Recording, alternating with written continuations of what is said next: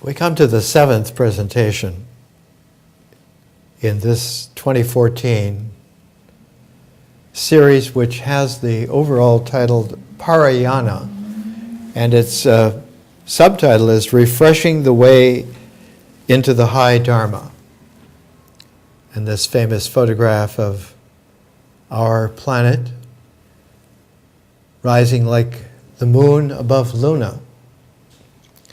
And we put a rainbow infinity sign, which is the central symbol of my work for a long, long time. And we have seen how the Parayana has, by the 21st century, begun to accumulate a tremendous amount of energy and dynamic, especially in terms of time. That in the universe, time is an energy, and that the energy of time is spontaneously emerged from a fertile zero field, an emptiness that also is fullness. The Greek word for that is pleroma. And that the spontaneous emergence of time as a first dimension blossoms instantly because there is now time. It can happen instantly into the dimensions of space. And once space-time has brought itself into phenomenality, the integral nature of that comes together. And all of this has the characteristic that there is in nature a quality of Mother Nature, and that the ultimate reality of emergence is literally of birth, and that Mother Nature is the feminine origin of the universe. So that whenever there is going to be a divinity present in the universe, it will be feminine. One of the really interesting historians of the medieval period is Caroline Bynum Walker. And in 1981, the Center for Medieval Studies at UCLA published her series of essays collected together under the title Jesus as Mother, which is not just a confabulation of the Virgin Mother and then Jesus as the only begotten Son, but it is poignant because the first time that Jesus as Mother was visioned was by Anselm of Canterbury. And this is the Oxford World's Classic major selection of Anselm's works. Anselm lived from the late 900s or the early 1000s, 1033, and he lived into the beginnings of the 12th century, 1105. So that you have this quality that around the 1100 mark in Western history, keeping track of, a feminine vision of divinity rose with such power that even someone like a lifetime monk, Anselm was born in Aosta, Italy, and then migrated to what was then going to be France, and he ended up for some while at Bec, which is was a small city in the province of Normandy.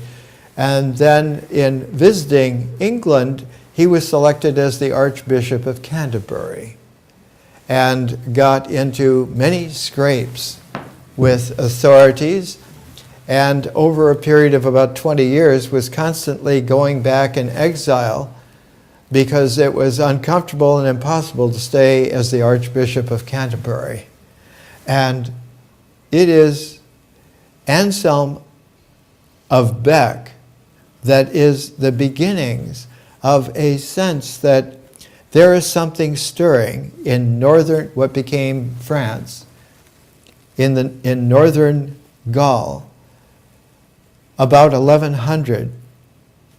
And Normandy itself is characterized by the fact that it is the site at the time of the building of Chartres Cathedral. And Chartres Cathedral is dedicated to Our Lady, the Virgin Mother Mary. And it is about that time that literally a cult of the Virgin Mary becomes centered in that northern part of France around 1100, and it is exactly at 1100 that one of the most outstanding and famous women of all time is born. Her name was Heloise. And Heloise is famous forever because her letters with Peter Abelard has been a best-selling book since they were put together over 800 years ago. This is the latest edition in Penguin Classics, which takes the 1974 translation by Betty Radice and improves it and adds other things. Many other letters of Abelard and Heloise came together. And in particular, Abelard was one of the most famous philosophers, philosophy teachers. He was one of the greatest intellectual monks of the age. Sort of one speaks in medieval history, philosophic history, that Abelard is the inheritor of Anselm, that he becomes the major voice. But like Anselm, he encumbered himself because of some of the ideas that he had, and some of his ideas went back to the age of Charlemagne. That was about 200 years before.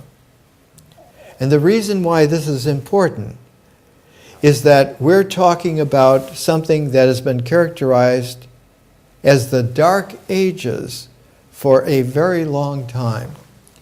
That even before the fall of Rome, there was a collapse of civilization and a progressive collapse, such that it was characterized at one time in the reign of Justinian that he closed the school of Plato in Athens because there were no more students. In fact, there were no more students, there were no more teachers. And after 1,000 years, it was abandoned. It was closed. And so the Dark Ages, which are like the Middle Ages, the medieval period now, medieval because it is in between a classic firmness and a Renaissance rediscovery and rebirth in civilization of that classic greatness. What's interesting in these time forms is that the feminine becomes the focus in a divine wisdom way of how that Renaissance had a prelude in the 1100s, in the 12th century, and since the early 20th century, it's been common parlance and studies of history, of philosophy, to speak of the 12th century Renaissance, that in the 1100s there was the sudden blossoming early in the 1100s that was like an explosion that heralded as a distant prelude to the Renaissance in Italy, especially founding itself in Florence, the Florentine Renaissance, including also Venice and Rome and Milano and so forth, but centered there. And one of the great rediscoveries in the Renaissance is that the ancient twin to Rome, Byzantium, had finally fallen to Islamic troops under Muhammad the Conqueror in 1453, and the last remaining savants of the Byzantine Empire fled with precious books under their robes and made their way to Venice. And there in Venice, they were trying to survive by not only hawking these books, but offering to be employed to help translate them into Latin so that they could then be translated into other languages and read in the West. And one of the great royal geniuses, not royal just, but noble. There's a difference between royalty and nobility. Royalty is always after power and money and property. And the tradition is to hold on to those and increase those.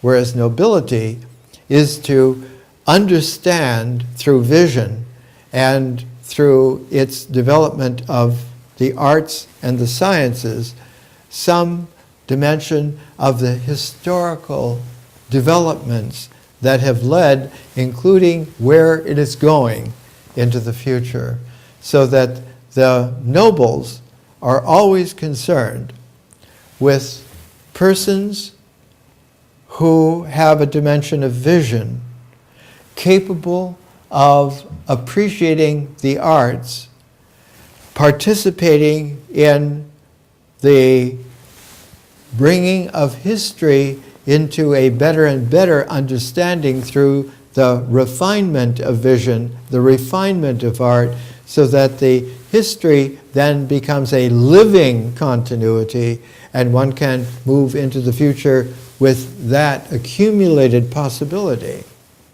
And out of that, the universe slides into a great transform and becomes a cosmos. So that the dimensions of consciousness are the way in which civilization teases out possibilities from the culture, which was largely always an oral tradition, a tradition of experience that was passed on in terms of exemplars through myths, through the mythic horizon of being able to recount and understand, and that based upon the rituals and the ritual objects, the phenomena and the actions that one does, and then all of that body, speech, comes together, integrates as the mind, and that body, speech, and mind then are this grand triad, this triangle of stability that owes itself only its origins to nature. And indeed, that inclusion of nature in body, speech, and mind is the frame of reference that the universe honors in terms of its birthing, its emergence into the ritual basis, to the mythic development of experience through oral language, and then the integration, because the oral language becomes written, and the written language makes the structure of symbolic thought. And that this frame of reference then has something mysterious in the feminine, in nature, but is more and more excluded when one comes to the body, and then speech, and then mind. And that frame of reference as a square of attention becomes something that is not seen as giving comfort, but seen as making an entrapment. It is seen as an entrapment because there is, in this four-square essentiality of the way in which we understand and live and do and will understand and will do, and that this is then the stability of what is identifiably real to us. But a fifth essence, a quintessence comes into play whenever there is visioning. And that visioning then has to be, if not curtailed, it has to be rechanneled. And one of the great exemplars of rechanneling that happens in regressive qualities that creep into civilization happened in particular to shine again in the late 1000s, the early 1100s in northern France. And that resurgence of the power of that curtailment was the ability then to have someone come into play who was masterful at being able to make a frame of reference that not only made sense, but made sense in the way that one would then understand that anything outside of it was really beginning to be ridiculous, was really beginning to sabotage the stability, was beginning to have an untoward effect on life, security, property, the happiness that comes with assured hierarchies, and so forth. And one of the manifestations of that in the late 1000s, going into the early 1100s, was the development of a nascent school for Jewish studies. The school had been founded by Charlemagne in the late 800s, and he had brought in rabbinical scholars to his empire, and at the city of Mayence, he installed a Talmudic school. And that Talmudic school eventually came into the purview of a very famous rabbi at that time. His name is quite interesting. He is said to be a son of this whole tradition.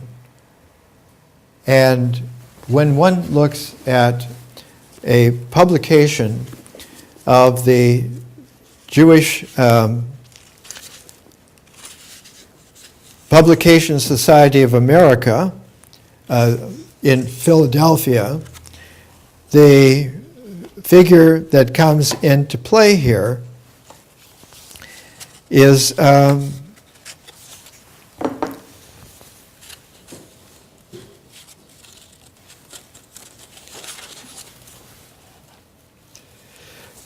the subject of the book is Rashi, and Rashi is able to take the Talmudic studies that had been brought together and codified at this Talmudic school in Mayence, and was able then to master the way in which the Talmud was seen as being extremely powerful, more powerful even than the Bible. And one runs across in the late 20th century, early 21st century, scholarly compendia like this, the Talmud selected writings published in the Classics of Western Spirituality, published by the Paulus Press, a supposedly ecumenical Catholic society project. And included in this is the quality that the Talmud, which is a huge development, it took about 500 years of development. It began in 90 CE, the Common Era, 90 AD, in a part of Palestine called Jamnia, a city, in 90 CE, and by the time of about 500 CE, the Talmud that had been received largely from scholars centered in ancient Babylon, the Babylonian exile period of Ezekiel and so forth, and that this Babylonian Talmud, translated into English, runs to about 10 volumes, huge, many thousands of pages. It was Rashi who finally brought together, and this is one of the conclusions.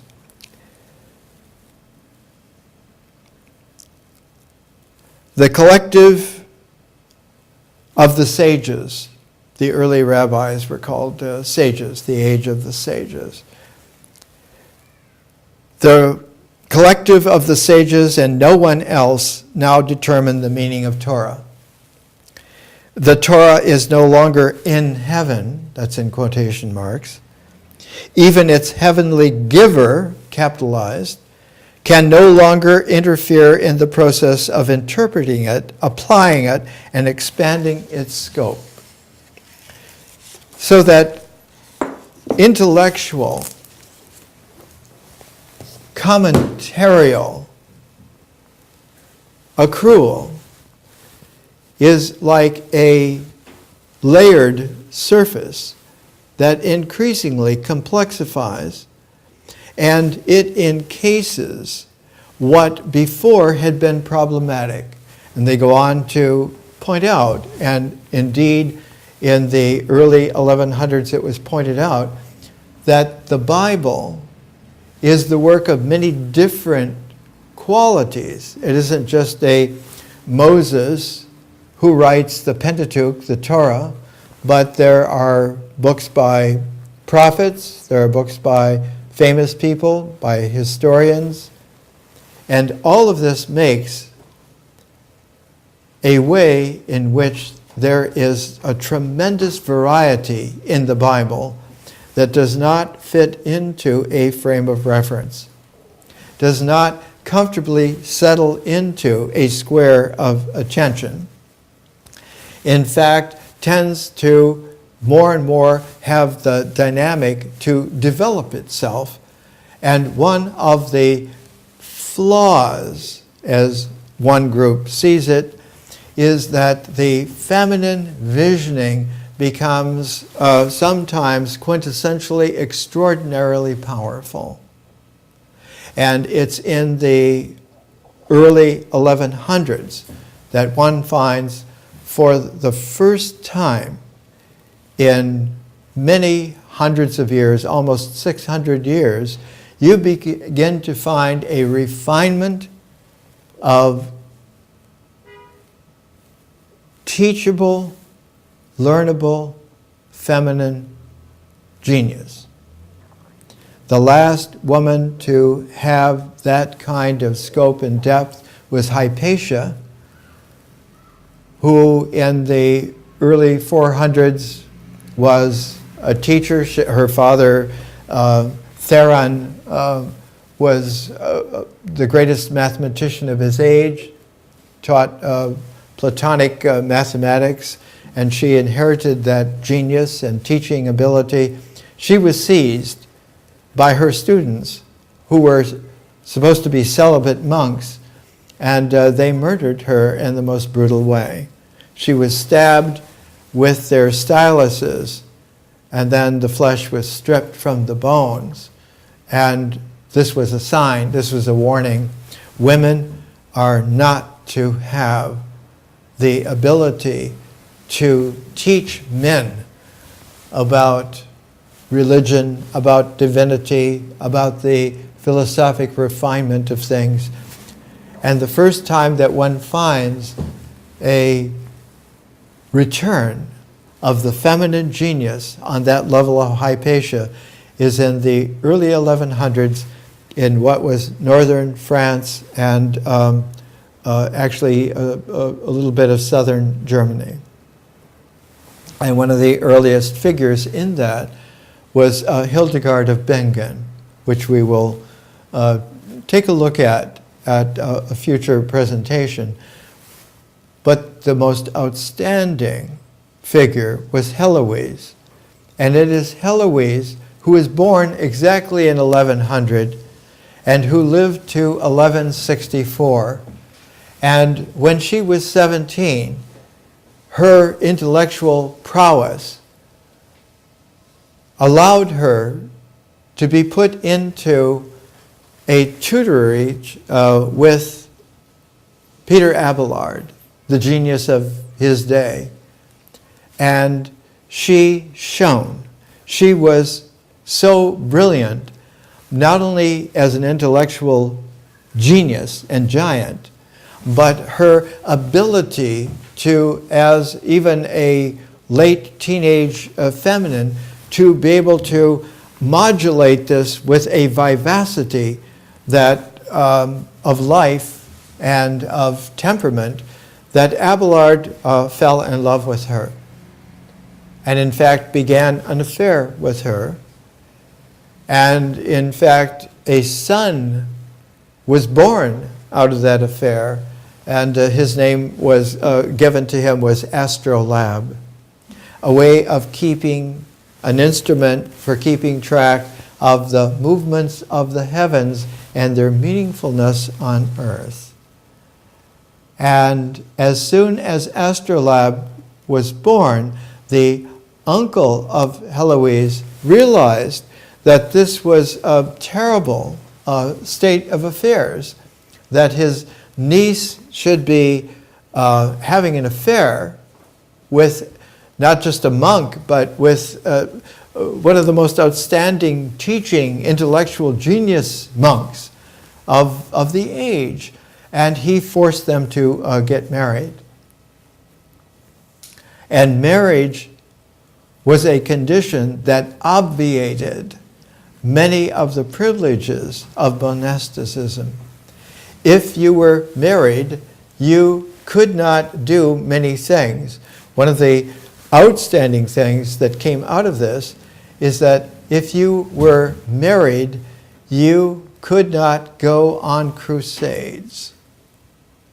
And one of the very powerful leaders of northern France, in between Normandy and some of the other provinces like Burgundy and so forth, one of the wealthiest provinces was Champagne, from where we get the word and the product champagne.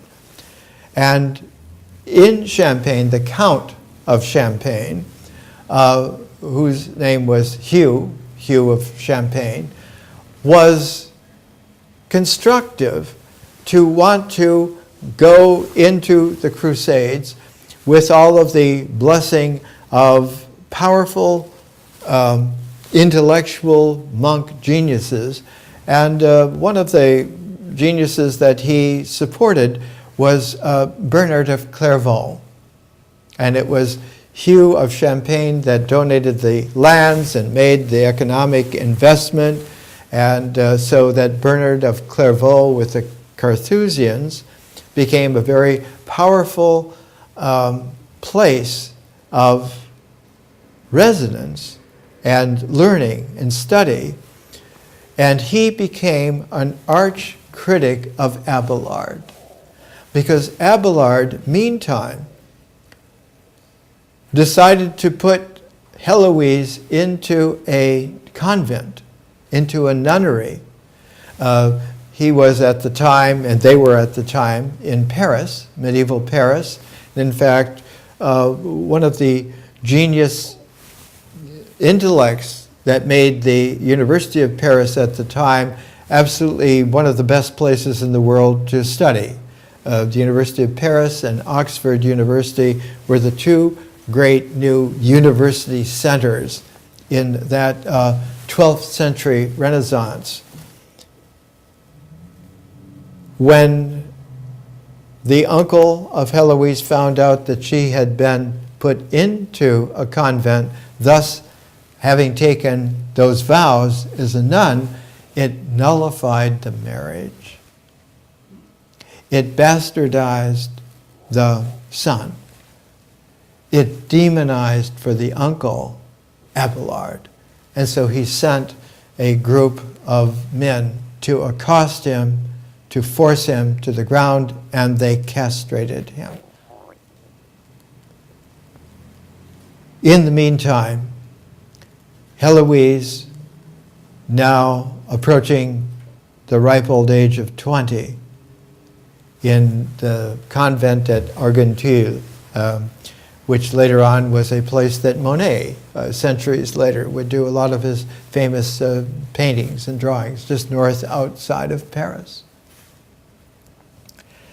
Abelard began to plan better and better places for Heloise to develop her intellectual prowess, her dynamic personality, and eventually he located Heloise near the capital of Champagne. The city was called Troyes, Troyes in Francais, but Troyes is one of the great places in the world at that time. For one thing, it was where Rashi was born and where his center of Jewish Talmudic studies really took hold in a very big way. And it was the place in which he died. Troyes was on the major route that led eventually into northern France through Troyes, and one would go down through France and into Italy, and eventually it would have its origin in Milano, and it was called the Via Agrippa. Agrippa was the great architect, right-hand man of Augustus Caesar. And it was Augustus Caesar who made Troyes into a Roman city 2,000 years ago. And it was called after his name, Augusto Farnese, and he separated the two major tribal power structures and left one in charge of the city and made it the capital of Champagne, the place where then the Count of Champagne would have his count seat and the base of his power. And of course, because it was a crusade to go to the Holy Land, to take the Holy Land back from the Muslims on behalf of the Christians. One of the snags in the whole thing was the power of Jewish Talmudic studies under Rashi in Troyes that suddenly loomed as a real possibility of danger. In order to emphasize that there was a Christian Jerusalem that had obviated a Jewish Jerusalem. The whole order of the Knights Templar was founded in Troyes in 1119. So that you had, all of a sudden, a tremendous intellectual implosion, almost like setting off an atomic bomb in civilization, in a city that at the time had perhaps no more than 12 to 15,000 people. But it had become the pivotal center of the development of the whole meaning of the past into the possibilities, like an hourglass of the future of civilization, all in this one sudden place in a few generations, in order to counter the Knights Templar crusading faction from going to make Jerusalem a part of the new Christian Holy Land, and thus obviating the idea of a Jewish Jerusalem Holy Land permanently, and taking it back from the Islamic capital of the Holy Land. And all of this came to grate on Abelard, who then moved Heloise to a new monastic development, and it was named after the Gospel according to John. Towards the end of the Gospel according to John, when Jesus was saying, I must go, I must be betrayed and die, and this has to be, because unless I die, I cannot then be in a form by which I can send you the Paraclete. And the Paraclete, the Holy Spirit, will be your teacher from here on infinitely. And so Abelard made the monastic development there for Heloise, just north of Troyes, and it was called the Paraclete. The Beautiful Life of Abelard by M.T. Clancy has a frontispiece that has the tombstone of Heloise and Abelard, and in the great 2013 edition of the refined and enlarged, much enlarged letters of Heloise and Abelard, the frontispiece is all of the buildings of the Paraclete, Heloise's convent and nunnery just north of Troyes. And when we come back, we'll see that this convolution all around 1118, 1119, in this little area of Champagne, was to have repercussions for the development of civilization right up until our own time. Let's take a little break and we'll come back.